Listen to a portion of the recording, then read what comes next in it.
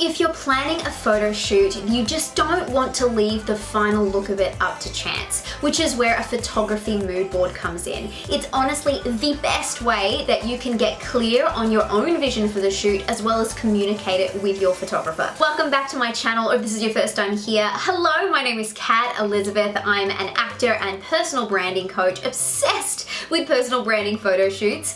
And what I'm going to be teaching you today is a method that I've used to create my own photography mood boards for shoots, as well as some of my students, that has resulted in all sorts of really cool results, just like the ones you're seeing right now on the screen. Before we get right into the how, let's just quickly talk about what a photography mood board actually is. So I want you to think about it like a vision board for your photo shoot. So it's basically where you're going to conceive the entire sort of mood of your shoot, but as well as get a little bit specific at things like, okay, what clothes am I going to be wearing? What are the color themes throughout the shoot? What locations could I use? How is my hair and makeup going to look? What about the poses, the personality?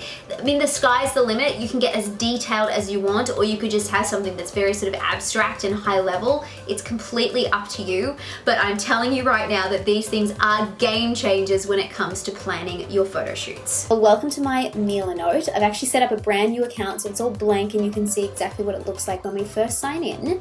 So this is just a blank board right now, and that's what's so cool about it, is it's very flexible. But what I'm going to do is I'm going to select templates and I'm going to select mood board because they've got it ready to go. So I'm clicking inside this. Now you can see that this is how they've set it up, which is great because it gives you an idea. So they've got lots of photos, they've set up some colors, they've set up some fonts. I'm going to clear example content, however, and I'm going to start adding in some of my own images. Now I have set up some folders that already have some inspiration.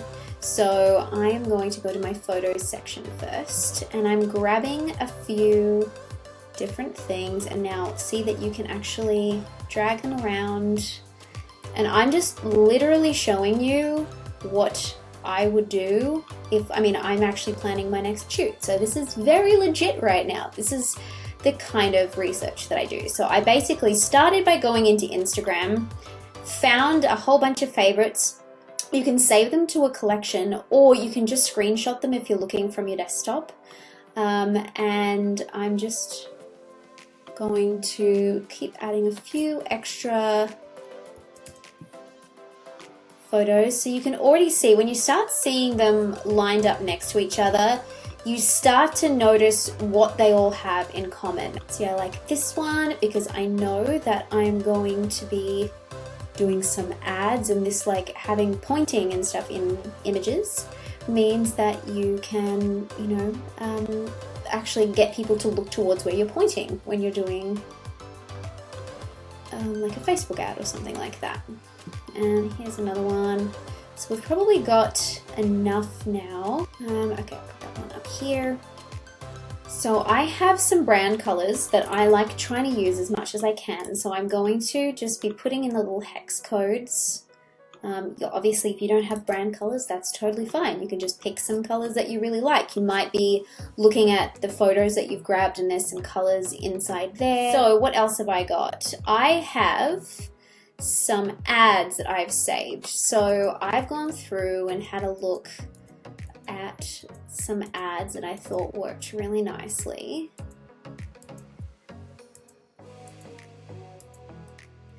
So I liked this one, so I'm going to put this in here.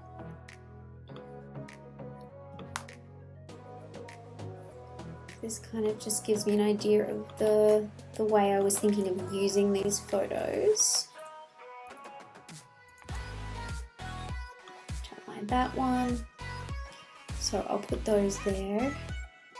Next up, I want to get some locations happening. So I'm actually going to have a look. We're going to add a photo, and they are pulling here from Unsplash. So I'm just going to see loft apartment and see what pops up. So that's kind of cute. I like this vibe. That's not bad. Okay, I like this, so I'm gonna grab this. And put this in the corner for some. So let's go home office now. See what else is there. Okay, I like this because I'm definitely wanting to get somewhere it looks like I'm working from home. That's nice as well. So put these down here. Now this is not an exact science, as I'm sure you can see, but it starts just pulling everything together. And we'll just look maybe for one more. So let's just look loft. Okay, this perfect. So this is really the kind of vibe that I love. So again, I'll put this down here. So we've got location. So, and what we can do is we can actually just put a note here. So location TBC. So I'm just gonna put this down here. And what else? We've got a little bit of outfit inspiration in here, but I'm just going to have a bit more of a search street style fashion. Normally I would search for outfits on Pinterest, but I don't mind having just a little bit of a look here. See, I really like this, so I might even put this down here because that's a kind of fun outdoor shoot.